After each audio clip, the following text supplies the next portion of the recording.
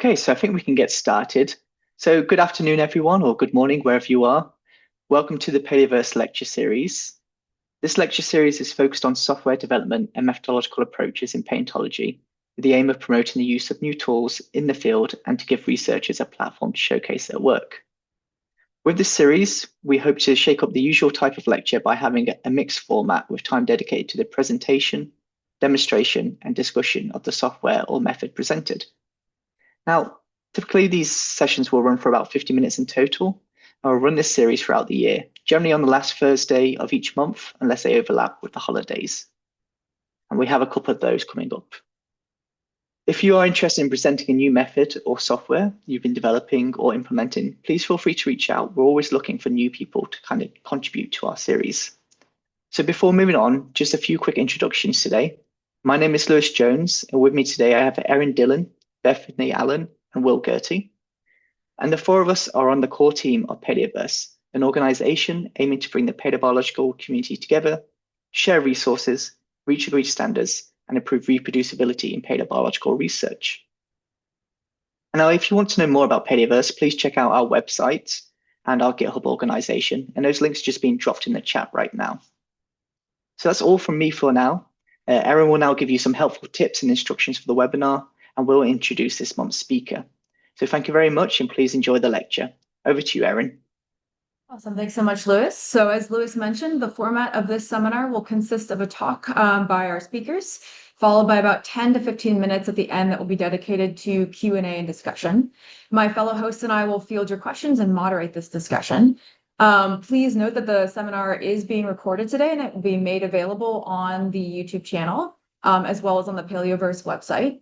However, we will stop recording before the Q&A period in case you prefer not to be recorded. So before we get started, I'd like to quickly point out a couple of useful Zoom controls at the bottom of your screen. You'll see a Q&A button. You can use this to submit your questions to our speaker, and then during the Q&A session, we'll either read out your question or invite you to turn on your microphone in case you'd like to ask the speakers directly. There's also a raise hand button. So alternatively, you can raise your hand and we'll call on you and invite you to turn on your microphone so you can ask your question. There's a chat feature. So currently you can only chat with the host in case of technical difficulties, but we'll open that up so you can chat with other attendees and ask questions during the Q&A period. And then finally, there's a closed captions button. So you can turn that on at any time to view the transcript. So lastly, I'd like to highlight a couple of ground rules. Our aim is to cultivate an open, respectful, and inclusive environment during this lecture series where we can all learn from each other. So with this in mind, we ask that you please be respectful and kind when engaging with the speakers and fellow attendees, particularly when you ask questions and interact with others in the chat. Any form of harassment or inappropriate behavior will be grounds for removal from the webinar platform. So for more information, please refer to the Palaeoverse Code of Conduct, which can be found on our website, and I believe it is now in the chat as well. And with that, I will pass it over to Will to introduce today's speakers.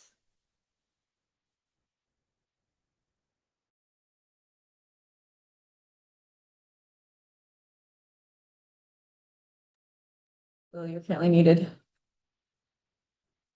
Okay, there we go. Thank you. Thank you, Erin. Thanks, Lewis and Erin, for getting us all up to speed on how the lecture series works. And now I'm unmuted, so I can actually introduce our next two speakers, Nicolás Mongiardino Koch and Russell Garwood. Nico is a research scientist at Princeton University, where he strives to advance the field of phylogenetic paleobiology by developing novel methods and computational tools that help blur the paleontological-neontological divide.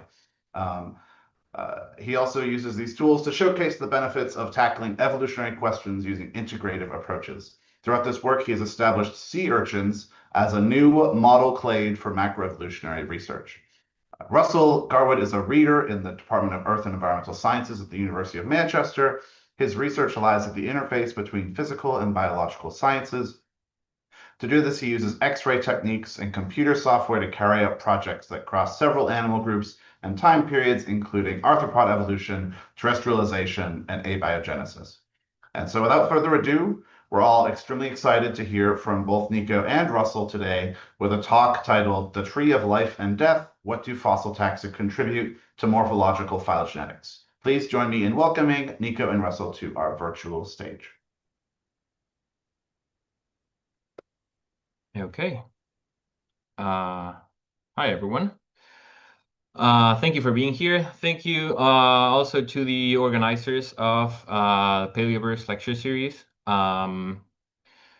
Today, we're going to discuss methods for building a tree, not only a tree of life, but a tree of life and death. If you don't hear me well, please let me know. Otherwise, I'll move ahead.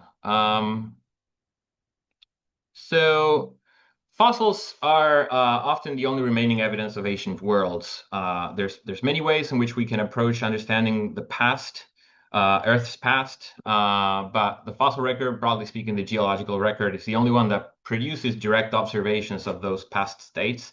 Everything else is an inference, and inferences are great, but they're not observations. So really, the fossil record plays a unique role in understanding what happened in the deep past. And there's been a growing understanding within the field of phylogenetics that phylogenetic trees that incorporate fossils directly give us better access regarding understanding evolutionary questions such as diversification dynamics, ancestral states, macroevolutionary trends, for example. There's been a greater recognition that doing those things, understanding the dynamics of life in the past, is something that really requires that we articulate fossils into our phylogenetic trees.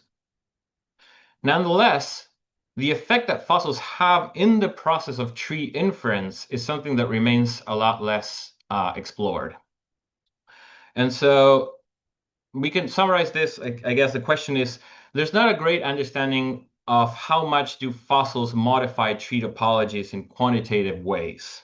And when we realize this sort of gap in sort of the literature, many years ago, a colleague of ours, Luke Perry, who at the time was a lab mate of mine, decided to gather a bunch of empirical data sets, morphological empirical data sets spanning everything between scale insects and lemurs, to try and understand exactly what is the type and the extent to which fossils are modifying our tree topologies. And so what we did is some sort of a progressive addition experiment in silico to assess whether the addition of fossil or extant taxa modify tree topologies more or less than the other.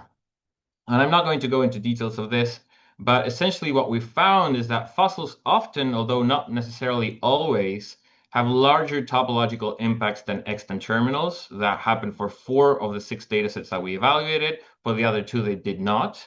But regardless of that, what we found that we thought was surprising and very interesting is that fossil addition always, across all of these 6 datasets, led to the recovery of topologies that would never be found without incorporating fossils. So proposing topological changes that no matter how thoroughly we sample extant taxa, we would have never explored.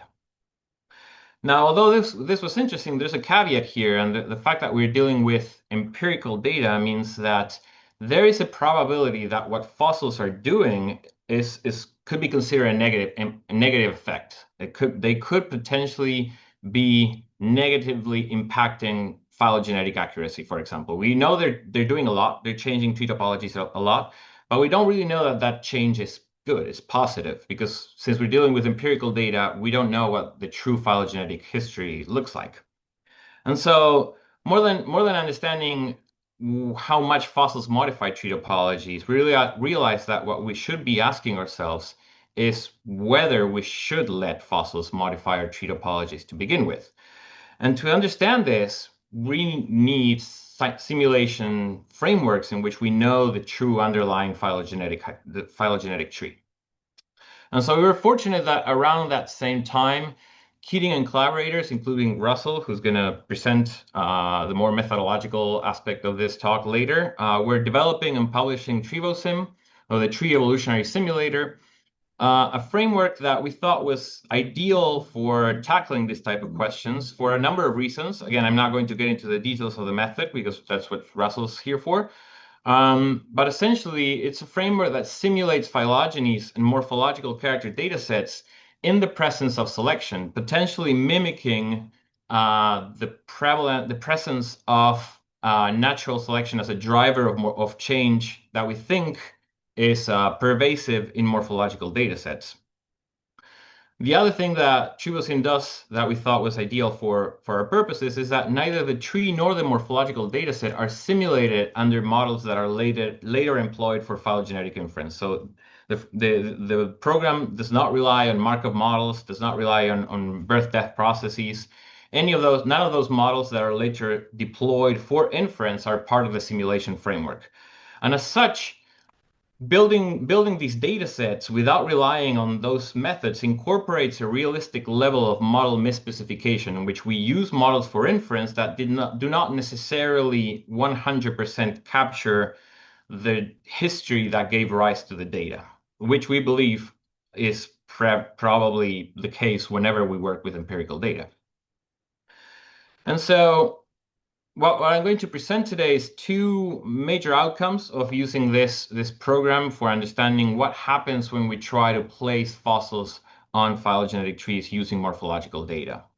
The first of this will look exclusively at the effect of fossils on morphological topologies, on relationships between taxa, and the second one will focus on understanding diversification dynamics, node ages, times of cladogenesis. And after introducing these two sets of analyses, I'm going to go on to discuss some cautionary notes that I think are also very important. So to set up the first of these analyses, we used TrieVoSim to generate 250 data sets. Each one of those was composed of 300 binary morphological characters, scored for 300 taxa. Again, we know the true underlying phylogeny connecting all of these terminals. We benchmark these simulations such that they recapitulate all important properties that we think are relevant for this question. So things like the heterogeneity in branch lengths, the relative rates of evolution of the morphological characters, all of those things mimic what we see in a set of empirical morphological data sets that we gathered from the literature. And what we did with these data sets was first subsample them to different levels of fossil terminal representation, going from anything from no fossils to all fossils. We further added a second factor to our analysis, which is the presence of missing data, for which we defined three levels: no amount of missing data, some sort of low or optimistic best case scenario amount of missing data, and then what I'm going to refer as high levels of missing data, which was actually the most realistic setting that we could think of. This is actually just the average amount of missing data that we see in empirical data sets. And finally, we analyzed all of these data sets using three different methods of inference: parsimony, undated Bayesian inference, and tip-dated Bayesian inference, which I'm going to refer to as clock models from now on. And so we have three different factors: the proportion of fossils that are sampled, the amount of missing data, the type of inference procedure. And each of these produces phylogenies that are inferred from these data sets, and then we can compare to the underlying true phylogenetics history to see how good a job we're doing at reconstructing the tree. And so to go through the results, what we saw was that the accuracy of our phylogenetic inference, which we measured as the percentage of correct nodes, is always higher when incorporating fossils, regardless of which method we're using and regardless of the amount of missing data that we introduced into the analysis. So you can see that under all of these scenarios, any amount of fossils being incorporated into the morphological matrix results in higher topological accuracies than not incorporating any amount of fossils, okay? When we compare the different inference procedures against each other, what we found was that tip-dated methods or clock methods produce trees that have lower topological distances to the true tree, and that's a good result. The lowest the distance between the inferred and the true tree, the better job we're doing at inferring the correct phylogenetic history. And so here the lighter colors mean overall better phylogenies being produced under those conditions. And I've highlighted here with asterisks all of the conditions for which clock models outperform both maximum parsimony and undated Bayesian methods. And especially if we zoom here to the top where we have high, that is realistic levels of missing data, we still see that clock models that rely not just in morphology, but also directly employ stratigraphic information during the process of tree inference result in better phylogenies than methods that do not account directly for stratigraphic information. Now, finally, the last question that we asked ourselves is, this increased accuracy and improvement overall of the tree topology might be driven because just by the fact that fossils are placed correctly within these trees, but not necessarily because they're helping us correctly resolve relationships among living taxa. This might or might not be the case. And so in order to specifically look at that, we pruned all the fossils, both from the true and the inferred phylogenies. I'm showing you here an example. So these are ultrametric because they're essentially all of those terminals are extant. So we're focusing just on the relationships among extant taxa. We binned all of the nodes connecting this extant backbone tree into a deep, mid, and shallow bins, just thirds of the evolutionary history of this clade. And for each of those nodes, we compared how they were resolved in the inferred tree, such that for all the nodes that fall into the deep, the mid, and the shallow category, we can estimate the frequency with which they're correctly inferred, incorrectly inferred, and left unresolved, that is, forming part of a polytomy. And of course, we did this only for the best performing method, which was the clock or tip-dated method. And we measure this across different levels of fossil sampling to see specifically what adding more and more fossils does to the resolution that we get among for the nodes connecting extant taxa. And so the result of that is shown here. It's a pretty complicated figure, so I'm going to walk you through it very briefly. What we see is that the nodes that are incorrectly resolved, both for the deep, mid, and shallow bins, are fewer and fewer as we add more fossils, which is a great news. Those nodes that were incorrectly resolved, if we did not include any fossils, and are now being correctly resolved. So that difference that we see of fewer and fewer incorrectly resolved nodes for the mid and the shallow category are now correctly resolved nodes, which is great. Those for the deep category are moving into the unresolved category of nodes. So what this is telling us is that when we're tip dating a phylogenetic data set of increasing the number of fossils is doing is, first of all, helping us resolve mid and shallow nodes among extant taxa, but also it's helping us collapse deep nodes that would otherwise be incorrectly resolved. Those are nodes that are so deep that probably there's not enough phylogenetic signal to correctly resolve them. We would have resolved them anyways in the absence of fossils, but through the addition of fossils, we have a better understanding that probably we should not do so, and those nodes are instead left unresolved, which is, again, also a positive outcome of fossil addition. And so to summarize this first part, it's evident that morphological topologies are significantly better when fossils are included.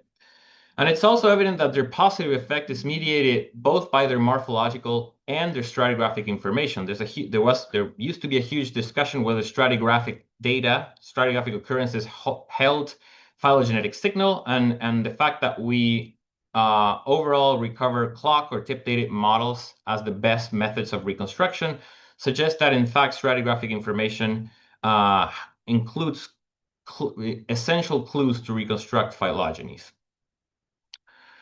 So after covering this first part, let's move on to exploring the accuracy of estimating times of divergence. So the question here is, can morphological clocks adequately inform divergence times? Now, this is a question that has been around for a lot of time, goes down since the origin of dating techniques, in which the molecular clock was postulated as something that emerged from the neutrality of molecular evolution, something that probably does not translate easily into the morphological realm. So for a long time, there was a lot of discussion whether morphological clocks were useful or not. And this is something that has become even more prevalent now that tip dating methods have become sort of the gold standard for doing this kind of study. So for those of you that are not maybe fully familiar with what tip dating does, It is essentially one of the two methods for calibrating a phylogeny based on direct fossil evidence in comparison to the more traditional node dating. The benefits of tip dating are numerous. First of all, it infers the affinities, the phylogenetic placement of fossils during the analyses, while node dating, which is simply applying a calibration point to a node based on fossil information, assumes that that fossil representative is a member of that clade. It assumes that, but it does not prove it. Tip dating does through building of morphological data sets and the inference of the relationships among fossil and extant taxa during the process of dating. Node dating also relies exclusively on the oldest fossil. Every other sort of paleontological observation must be discarded. It's not useful for the method, while tip dating can potentially incorporate all fossil information, at least all of those for which we can code a morphological matrix. And finally, node dating relies on semi-arbitrary distributions that sort of parameterize the waiting times between the earliest appearance of a group in the fossil record and the true cladogenetic events that must predate that first occurrence. That waiting time is modeled using semi-arbitrary distributions that have nonetheless strong impacts downstream, and there's not a good understanding of how we should parameterize them. Tip dating, within the realm of tip dating, these node ages are dependent on just the amount of morphological change that we reconstruct, which through the use of a morphological clock allows us to translate that amount of change into an amount of time in the same way that happens for any other branch of the tree without the use of these semi-arbitrary distributions. But there is one caveat to the use of tip dating, and that is that it requires that we reasonably approximate the true phylogenetic placement of fossils. And the reason why this is so is because essentially what we're doing when we're tip dating a tree is for every given fossil, there's this path that connects it to the root of the tree, and every single node that occurs in that path must necessarily predate the youngest bound of the stratigraphic occurrence of that fossil. That's pretty obvious, and it's pretty straightforward and reasonable as long as we have access to the true tree. But in the presence of phylogenetic error, our inferred tree is going to differ from that true tree in numerous ways.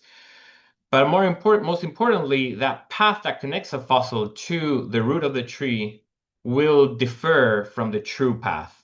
And the further away that fossil is from its true placement, the larger the number of errors that are going to happen during the process of using it for dating, because a position that is not the true position means that several nodes are now incorrectly constrained by that fossil, while others are incorrectly left unconstrained. And so in the presence of topological error, we should probably assume that tip dating establishes this link between topological and temporal accuracy. The worse we do at placing fossils, the worst dating results we should probably get out of the analysis. This is a hypothesis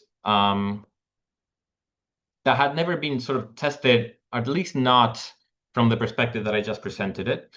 So again, we resorted to Chivosem to generate phylogenies that would help us assess this. In this case, the simulations settings were a lot simpler. We just had one factor, which was the level of fossil sampling, for which we defined 7 levels. All analyses were tip dated, so there's not different methods being implemented. There's also we removed the different levels of missing data. We're just running everything under realistic levels of missing data, such that their simulations approximate the average phylogenetic analyses as much as possible. What we did do is impose a constrained extant backbone. So the relationships among all of the extant terminals in our tree were constrained to the true relationships, and the fossils were left unconstrained to their position was inferred through the use of the morphological data. Now, constraining an extant backbone is something that's becoming more common within the tip dating community, as phylogenomic data sets have pushed forward a lot in determining the relationships among living taxa. But though the genome scale datasets are still not something that we can computationally incorporate explicitly into tip dating. So a workaround is just constraining those relationships to those found by phylogenomic analyses, and then using a smaller molecular data set to just date the tree. So we did this first and foremost because if we want to assess the accuracy of estimating node ages, we need those nodes to be there. Otherwise, we cannot really understand whether they're being inferred correctly or not. So this was necessary, but it is also a scenario that's relatively becoming more and more common within the field. And so within these simulations, what we did after the analysis is for every fossil, we measured the topological accuracy that we had in placing it correctly in the tree. And then for every extant node, we also measure the temporal accuracy, how good a job we're doing at inferring the age of that node. And essentially, our expectation is that both of these things that we're estimating, topological accuracy and temporal accuracy, should be positively significantly correlated, such that the better job we do at placing fossils, the better node ages that come out of the analyses. And surprisingly, that's not what we get at all. So there's absolutely no evidence that having higher accuracy in fossil placement improves divergence time estimates. There's no evidence that it goes against it either. The relationship is just not there. At least the way we measured it, there's absolutely no relationship between these two variables, which is very surprising. Not at all what we expected. The only sort of strong effect that we found is that the more fossils we add, the better the node ages that come out of the analyses. So, which makes sense. The more stratigraphic information that we're putting into the analyses, the better temporal results that come out of it. And you can see this by the fact that as we move from left to right and there's more fossils being sampled, the temporal accuracy, or the accuracy of divergence times, all those dots move higher up in the y-axis, which means better results. So that's really the only signal that we find. Overall, we find that even with relatively medium-scale morphological data sets, I would say, the overall accuracy of node dating is good. So about 75% of nodes at any sort of bin from the root to the tips are correctly inferred. So this line 25% shows they oscillate around 25% of nodes that are definitely not correctly inferred. The other 75% is correctly inferred, which is surprising given that we have relatively small morphological data sets that have been modeled by natural selection and thus deviate from our assumptions of our models, and still the node ages that come out of this are broadly accurate. So to summarize this, divergence times derived from morphological clocks seem to be broadly accurate, which is a great result. And overall, the evolutionary timelines that we get improve with fossil sampling, even if some of those fossils are placed incorrectly. The only thing that seems to matter here is that the more fossils, the better, even if some of those are incorrectly placed. Probably not widely incorrectly placed. There was the error that we got in placing those fossils was not extreme. We're not placing fossils randomly, that's for sure. But having those fossils move up or down the tree 1 or 2 or 3 nodes from where they should be does not have any sort of impact on the accuracy of the evolutionary timeline that come out of the analysis. And so now I think it is time to move on to sort of caveats or maybe uncomfortable truths. Because not everything can be good news, I guess. And I'm going to leave those there so that we can focus on them for a bit. This is probably not a surprise for everyone, but some fossils are really hard to place. Very old fossils, very young fossils, very incomplete fossils are and will always be a problem for any single method of inference. You can see that in lighter colors in this grid that become more common towards the top, which is higher amounts of missing data, but also towards both extremes on the x-axis, which means very old fossils and very young fossils. It's very surprising that very young fossils are also generally misplaced in trees. And more surprising even is that clock models, from what I've said so far, it looks like clock models or tip-dated methods are are always better than undated methods, but this is the one sort of scenario in which they perform worse than undated methods, and that is placing very young fossils. So you can see here towards the right of these axes, we have fossils that are close to the tips, to the recent. And those, when we run them under a clock tip dated method, they're more commonly incorrectly placed than when we discard stratigraphic data and run just an undated Bayesian method. Exactly why this happens is something that I don't fully understand. But this is the one scenario in which clock models seem to have some sort of particular difficulty in getting in estimating true phylogenetic relationships. Some node ages are hard to estimate, and again, I showed you this plot before. I made the case that it looks like the results are positive, but there's also this very clear bump of incorrectly inferred node ages very close to the root of the tree, including the root of the tree. So really old divergences are a problem, and they're oftentimes incorrectly inferred under a morphological clock. And when we look at whether those inferences push those nodes forward or backwards in time, we also see this very interesting pattern in which very old and very young nodes are pushed further back in time, while all others are sort of moved forward, which is kind of a systematic bias that these methods seem to have, and that I think links well with the third caveat that I wanted to mention, is that model misspecification, and for that I mean a mismatch between our models and the reality that gave rise to the phylogenetic trees that we try to estimate, can introduce biases in our inferences. And this is one of those examples of those biases. In our simulations, deep nodes are always pushed back an average of 25 million years. And our phylogenetic histories extend further back in time more than they should. So this is something that was noted in the early ages of tip dating, was known as the deep root attraction.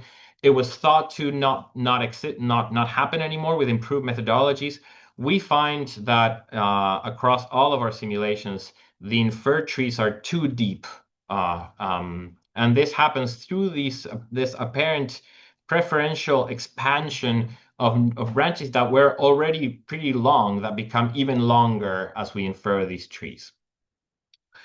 And so to round up this part of the talk and to give the mic to Russell, I think that we should put more sort of attention in the fact that mismatches between our model and the true history of diversification are and will continue to be an issue, and we should develop better ways of assessing this mismatch. And I think this is the reason why this type of analyses of simulations are worthwhile, and is that these biases can only be revealed by simulations that do not rely on the same models that are used for inference. So this has been done in the past for tip dating methods, and the type of bias that I showed today is not found when the simulations were performed under, for example, a fossilized birth death process. So it's the fact that we simulated data using models that are not directly linked to those used later for inference that we reveal that maybe in more sort of scenarios that are similar to those of empirical data sets, of the analysis of empirical data sets, that our methods do introduce biases in our inferences. And that's it. Now it's up to Russell to show you how to use TrivoSim. Thanks for that, Nick. Super cool. I think you need to cancel your sharing in order for me to be able to do it. Thank you. There you go. Vielen Dank. Okay. Hello, everyone. I'm Russell. I'm the long-haired hippie, this piece of software that we're about to look at. So Nick has talked about one of the applications that we use this software for. So I'm just going to quickly introduce it with some slides. Then I will show you, hopefully, how the software works. So what am I talking about? So I'm talking about a computer simulation here that applies the principles of evolution in an in silico system. In particular, I'm going to be talking about this piece of software, TrivoSim. You can see the GUI for TrivoSim in the middle here. And if you want to download it, you can follow that QR code. So what is this? Well, this is related to a package called RiboSim. I'll mention the differences in a second. It's an individual-based simulation. It simulates evolution in a population of digital organisms, and it does so without space, okay? And it specializes in phylogenomic data. So in particular, if you want some nuts and bolts, this is open source software. It's written in C++ with Qt to create the GUI that you see here, the graphical user interface. This means you don't necessarily have to use the command line. You can just download our installers, install it on your system if you're running Windows or Mac, and then just have a play with it. So no building is required. If you want to use it, there is a command line included. It has highly customizable logs to allow you to output what you want to output from the software.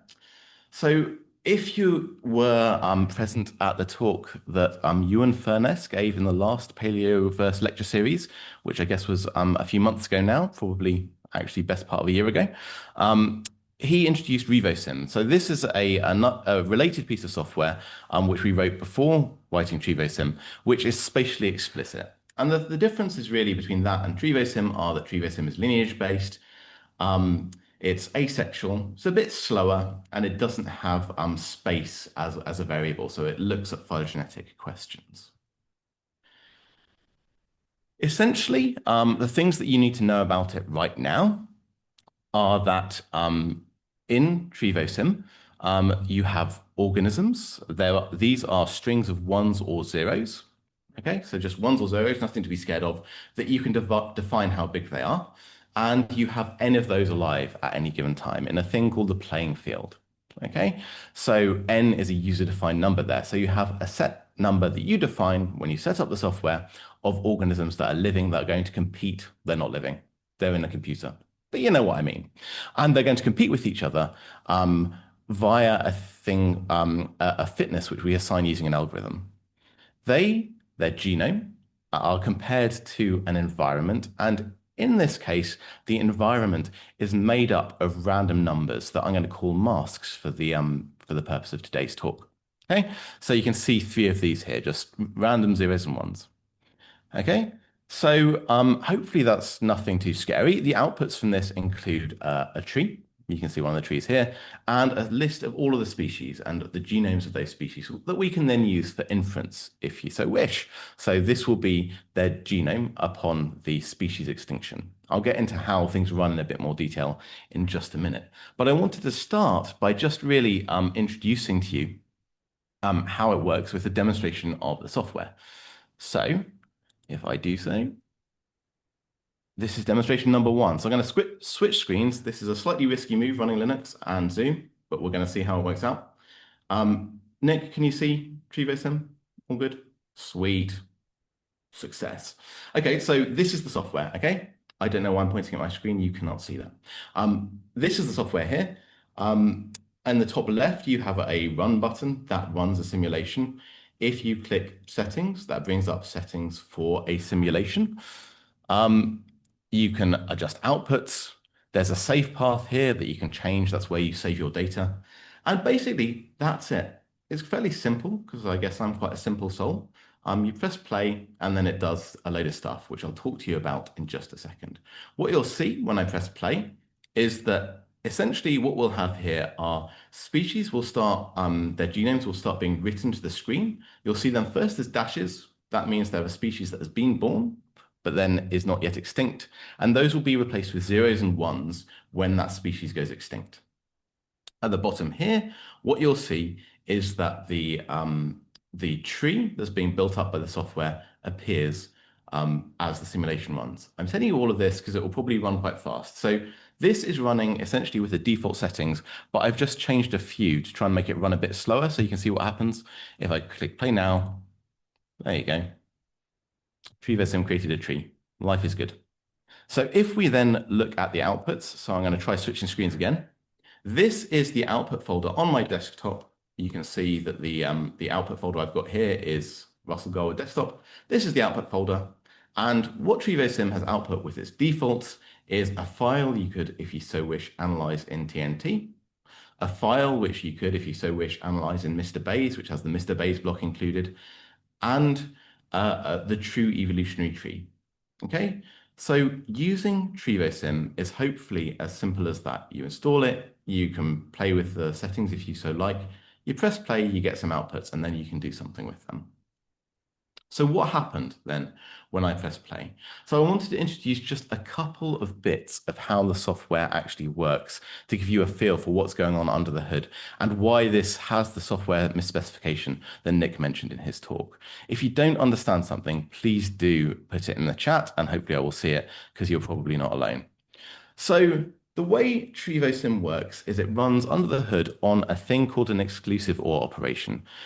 This is an exclusive OR operation. What you can see here is we've got two inputs, A and B. We've got an output at the bottom here, which is A exclusive OR B. If the outputs are the same, this gives a 0. If the outputs are different, gives a 1. I hope that's nothing too scary, right? It's literally you take two inputs, you create an output. If I rename the genome, or sorry, if I rename A to genome and B to mask, and then call this the exclusive OR operation between genome and mask, this is just the same thing, right? It's that exclusive OR operation where if the inputs are the same, you get a 0 out the other end. If the inputs are different, you get a 1 out the other end. I hope everyone is happy with that because now, don't freak out, I can just make the genome a little bit longer, right? I could make the genome and the mask we compare it to a few more bits. I could make it lots more bits. I could make it 1,000 bits if I was feeling crazy. And what I've just colored in red here is the output of this exclusive OR operation. It's just the same thing on a bigger scale. You get a genome, you compare it to a mask. The number of ones that we get here represents the difference between the genome and the mask. Nothing too complex there. If we have multiple masks, which I can color for these purposes, green, red, and blue, and we repeat that thing, we use the same genome for each organism that's alive, this string of ones and zeros, we compare it to the first random number, the second random number, and the third random number. We could, if we so wish, just look at this output, and we could count the number of ones that we have in the result of that exclusive OR operation, okay? So in my example, green, we have 10 ones, red, we have 9 ones, blue, we have 7 ones, okay? So this is a measure of how different our genome is to 3 different random numbers. We can add those 3 individual numbers up to create one number. Then what we can do is we can just say, okay, we want to make that as close to 0 as possible. Right? We want our genome to be as close in terms of the zeros and ones that make it up in any given position to the masks. Or we could say we want it to be 50% of the minimum and the maximum value. That number, we can make the fitness target. So that's just the number that we're pitching for, be it 0, be it 50, be it whatever. And that gives us some control of the adaptive landscape. And then for every organism, we can assign it a fitness using that approach. Okay, so that is what TrivoSim is doing under the hood when I press play for every organism, every iteration. It's a great time. More broadly, that's how we assign fitnesses. I've already explained how in TrivoSim, as you can see on the left-hand side here, what we have is we will have this playing field, this list of organisms that are alive at any given time, okay? That's just the things that are alive. And we've got our masks. That's the environment that I've just talked about. I've also talked about the fitness calculation. So the only thing that's left now really is for me to tell you very quickly about the algorithm that happens. Everything has to start somewhere, even a TrivoSim simulation. And so to start this, we can fill all of the playing fields. Let's just say there's one for the time being. That's all good. We've got one playing field. We fill it with a load of clones of a single random genome. We've got to start a tree somewhere. We're going to call that genome species 0. Okay. We then assign some environments, we assess the fitness of everything in it, and then we just iterate. And in our iteration, so we go around in a big loop, what we do is we sort the playing field by fitness. So the fittest things are towards the top. We then use a geometric distribution to choose something from that playing field. So you've got a 50% chance of choosing the first thing, 50% of the next, 50% of the next, and so on. And then essentially you've got a higher chance of choosing a fit thing. When you've chosen a thing, you then you asexually reproduce the thing. Then it's placed back in the playing field. This links the fitness to the fecundity. That means that these things evolve. There's a user-defined chance of mutation in that duplication when it occurs. And that just leaves essentially a simulation where we've got digital organisms that are always just changing slightly from each other, and they're changing based on their fitness. The fitter things are more likely to change as they mutate. We can then check whether there's a species change, there's a speciation. I'll explain that in a second. Recalculate fitnesses, do some cleaning up, mutate the environment, so the environment is always a changing target, and just repeat until we get the number of species that we want, or until it's run for a set number of iterations. Okay? So the final thing for me to highlight in how the software actually works is this. So this is how speciation works. So if we imagine this is our starting point on the left-hand side, what you can see is as we have changes in our lineage, we can go up or down on this graph, which shows changes in the number of bits relative to our starting point. Okay, and so you can see that our modal genome, these are the dark lines that are shown here, starting off in black, changes, and it changes in a direction towards what is fittest. At some point, that will be different enough to its parent. How different that is a user-defined variable that we would call it a new species. Life is good. That creates a speciation. The other thing that we do at that point is for every species, we record a reference genome. It starts off with being the genome that species was born with, but when a speciation occurs, we overwrite that reference genome with the genome of what's just speciated. And that means that if we've got a pan-genome, this broad range of diversity around this point of speciation, we don't then get clusters of speciations based on that pan-genome, because everything is then, in the future, going to be compared to this new genome that's just speciated. So in the case of this tree, after speciation 1, we get species 1. Then if this lineage down here below where we get that first speciation is sufficiently different from the new speciation, because it's a different pan-genome that's gradually changed from the one it came from, then we get a new speciation occurring. And trees build up with tedious inevitability. So that's how it works under the hood. If you want to read about it, there's some papers here. You can email me. I can happily send you copies. Some people funded this. But I wanted to finish by just quickly giving you a second demonstration. I didn't really want to talk about much in this second demonstration, but all I wanted to highlight is that there's quite a lot of user control that you can play with to get the trees that you want out of TreeVoSim. So if I choose one example, I could make species difference, that's the difference you are to your parent or the last speciation, higher. That inhibits speciation in the simulation, so it will make it run for longer. You could, if you wanted to, change the size of the playing field, the number of things that are alive at any given time. If you do that, the bigger that is, the longer your tips are likely to be, because species are less likely to go extinct. Okay? You can change the adaptive landscape by changing the number of random numbers in your environments. You can change the number of environments you have to compare all of your individuals to and assign each one the best fitness to allow you to play with fitness landscapes. And there's a whole host of other things that you can change to get at whatever problem, be it phylogenetic or evolutionary, that you are interested in. And all of that is actually covered in the documentation for the software. So if you're wanting to have a play and you want to understand what all of these different bits of the settings mean, then that's a very good place to look. And I will just finish by highlighting that all of the defaults are based on, as Nick mentioned, comparison to empirical data. So if you just want to have a play with some data that you know to be empirically realistic relative to some actual data sets, you can just use the defaults. Once more, just press play. You get a tree and you can do something with it. And that is TreeVoSim. Thank you for paying attention, if you did.